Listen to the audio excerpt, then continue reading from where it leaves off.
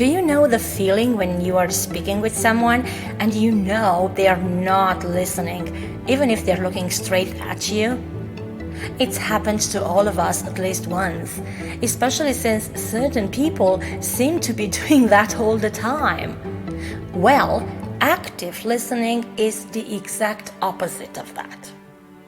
When we usually listen to someone, for instance while having a conversation, we are in a state which favors the exchange of information. This usually means that while the other person is speaking, we tend to absorb some information, process that information, listen to some more, interrupt, and ask additional questions, respond, etc. Next time you have a longer conversation, try to notice how you stop listening for a brief moment while processing information, and how you stop listening entirely right before interrupting with a question.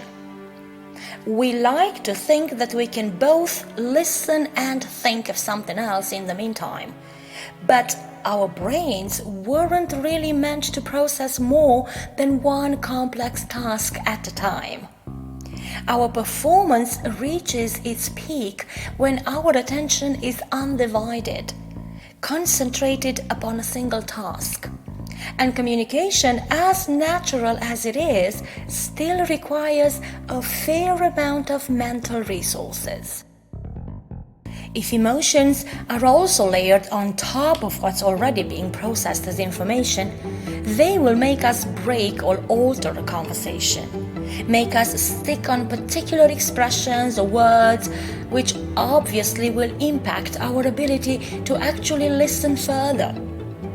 Active listening is impossible if you can't help virtue signaling, peeping over words to try and get a glimpse of the other person's beliefs, values, or hidden intents. Finally, active listening gets down to concepts like empathy, which means trying to feel what the other person feels.